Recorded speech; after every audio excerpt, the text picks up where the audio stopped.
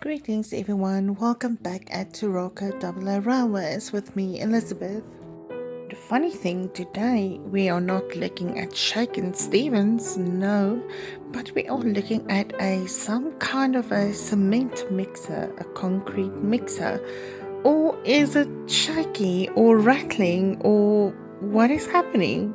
Only kidding, today we are looking at the L1 steam locomotive by Hornby and Hornby catalogue number R30361, and that is of course the British Railways THOMPSON class L1 264 tank loco running number 67735, DCC ready in 00 gauge, 8-pin connection, and this is obviously a reintroduced model.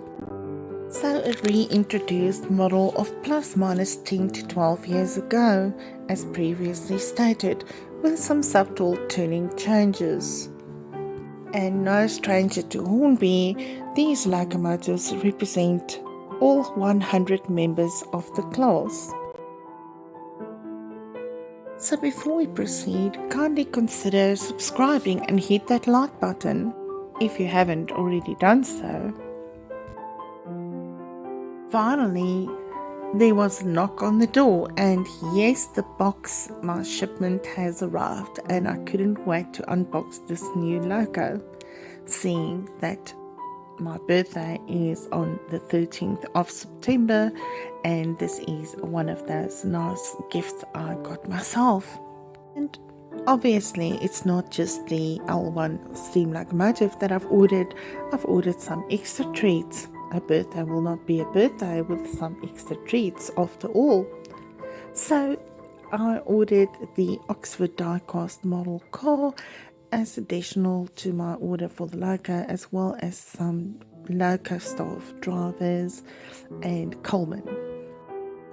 Some great celebrations, and as we all know, my husband bought me the B12 locomotive earlier. It was an early birthday gift to me about 2 months ago. So when I spotted the L1 steam locomotive by Hornby and heard it's a retooling and some improvements that I've done to this model, I contacted my local supplier, and yes, they did have two in stock, and one was in the BR black livery and the other in the LNER British Railways apple green livery.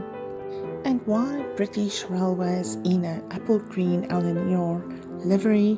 Well, I think at the time with the nationalisation of the railways, there might have been a confusion to what colours to paint the new locos when they're going over into British Railways stock.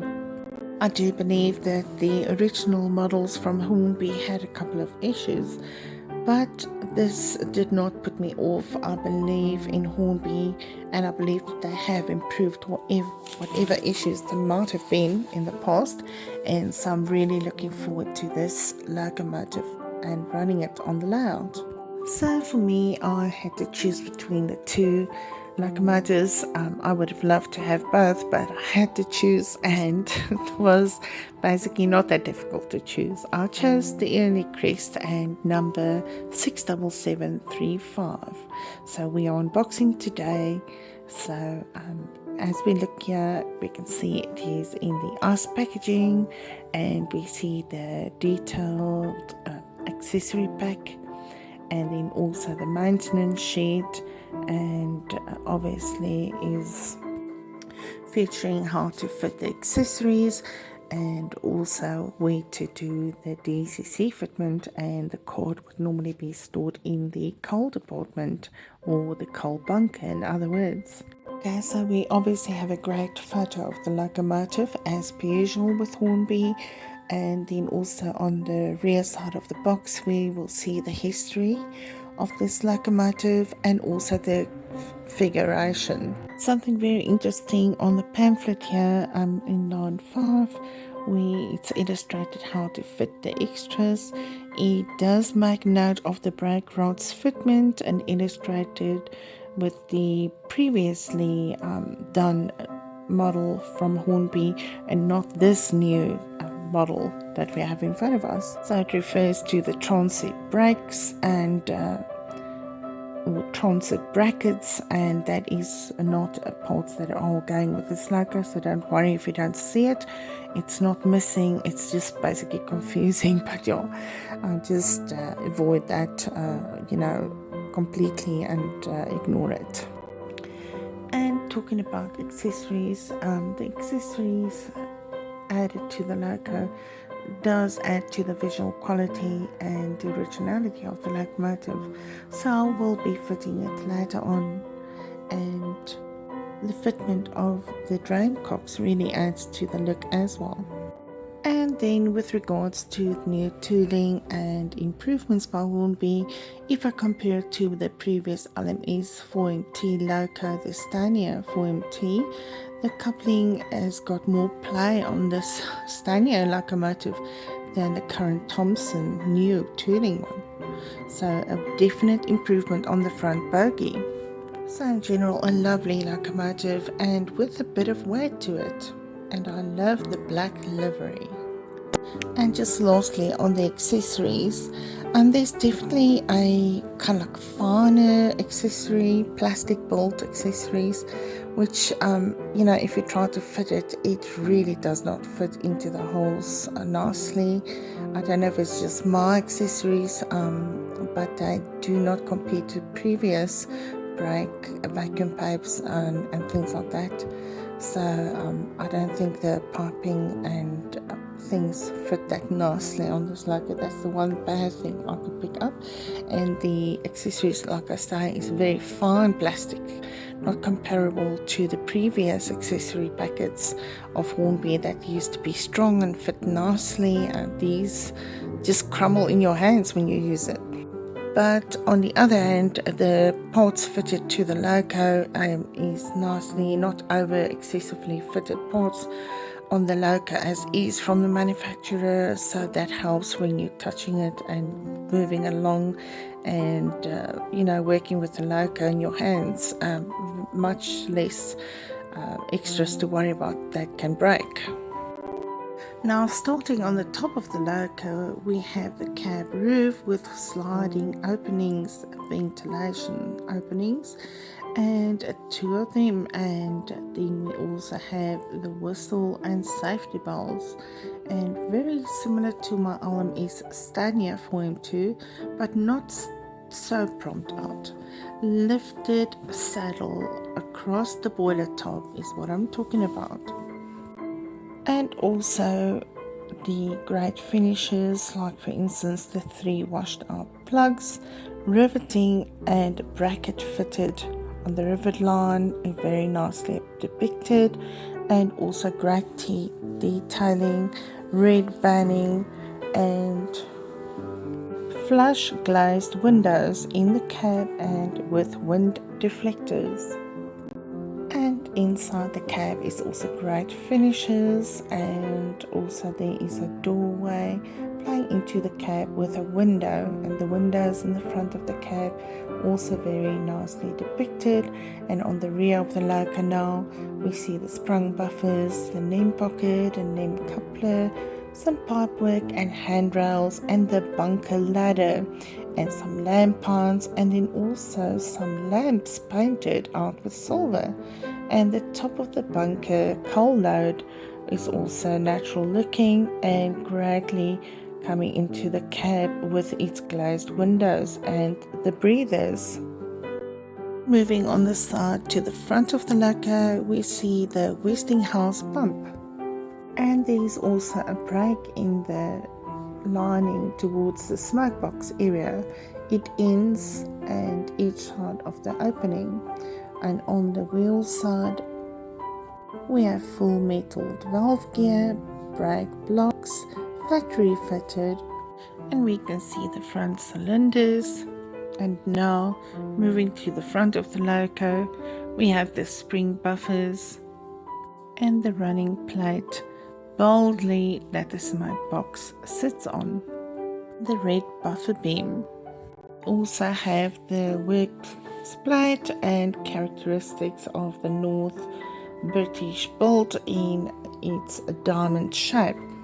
The smoke box dot is a separately fitted metal dot, and the lampons on handrails and number plate on the smoke box door is visible. And also below the smoke box dot we have the shed code of the loco 30A nicely depicted. And again, the running plate boldly drops off at the end, but just before the smoke box. And we have the loco running number on the smoke box door. The painting on the loco is crisp, and the cycling line crest on the back of the bogie. We have the 4 pickups on the bogie wheel at the back on the rear, so together with the 6 of the wheels that it pick up, so it has then additional 4 bogie wheels to pick up from. And this obviously ensures great performance on the layout. All in all, the loco itself is just running smoothly as I was running it in, and in reverse and front and slow pull away and all that, performing quite well. I'm very, very pleased with my purchase. Like I said, it's just a little bit of the accessories that is these days. They printed them finely and not as boldly, strong accessories. So you've got to be very careful when you fit those extra accessories. And then for my rolling stock that I'm using for the loco, you'll see the British Railway, THOMPSON coaches, as well as the other BR custard coaches and custard crimson, and then also I'll have a few of the mixed traffic wagons and rolling stock shortly.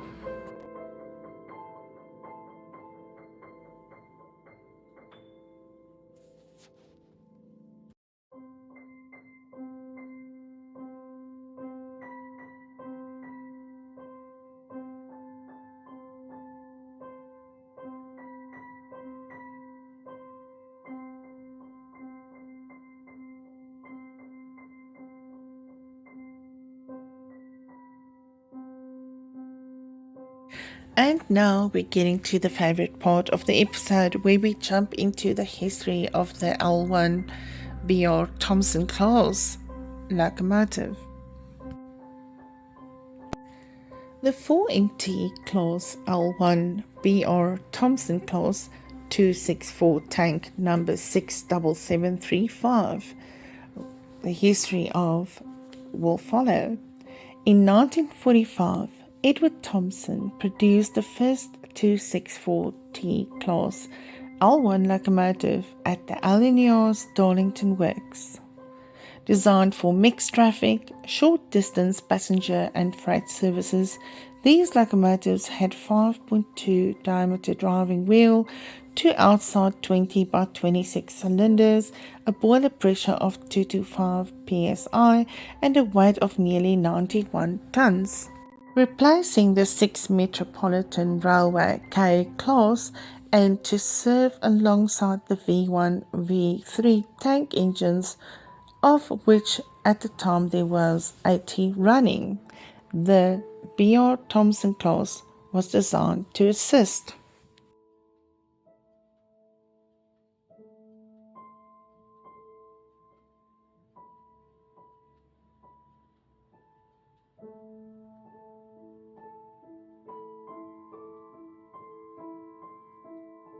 Prototype locomotive number 9300 underwent extensive tests before more of the class were put into production, with the remaining 99 being built between 1947 and 1950.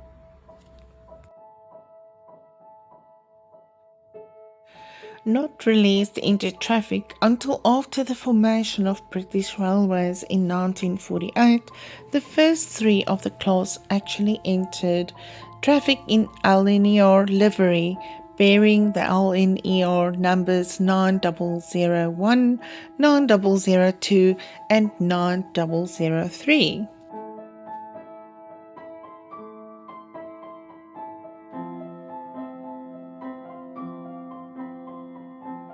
This was changed to British Railways livery and numbering within a few months, the clause being renumbered twice by British Railways.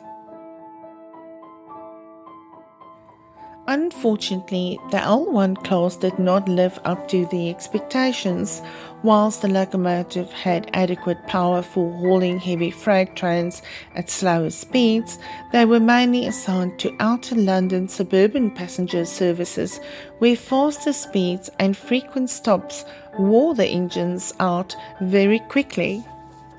High maintenance costs led to various modifications on some of the engines in an effort to improve performance and reliability, but the modifications did little, if anything, to help.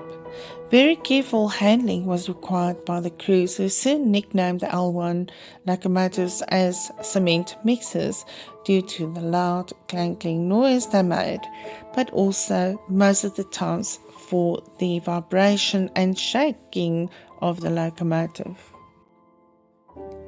Line electrification from Liverpool Street in 1960 led to the withdrawal of the first 14 of the class, and by 1962 the active class was withdrawn from service, none being preserved.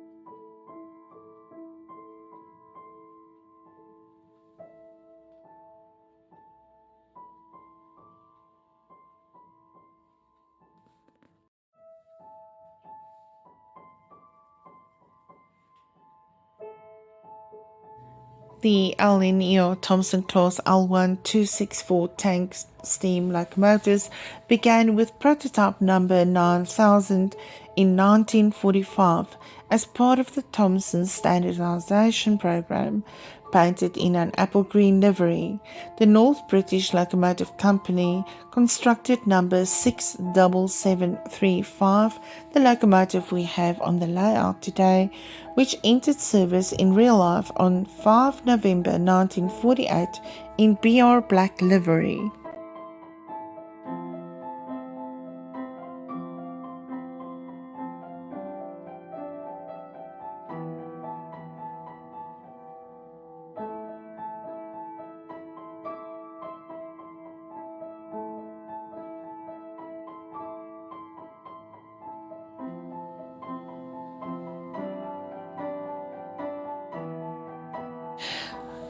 The locomotive featured a Westinghouse air brake pump on the right-hand side of the smoke box with a vacuum injector for alternative train braking. In August 1950, a tank leak was repaired in Stratford, which was a common issue. Locomotive 67735, the loco we have here on the layout, was condemned on 16 September 1962, almost exactly 63 years ago, and was cut up at Doncaster Works on 15 November 1962. None of these locomotives survive. Really sad, but we can keep it alive like I do on my layout. The history and the heroes that's come and gone. And yes, this is what the hobby is about, bringing those classics back to life. And I hope that you enjoyed today's episode on the L1 Thomson locomotive. And for sure, please stay tuned and please stick around as we view more of the locomotive running sessions before the end of the video. So thank you so much for joining me once again, and all my best regards, Elizabeth.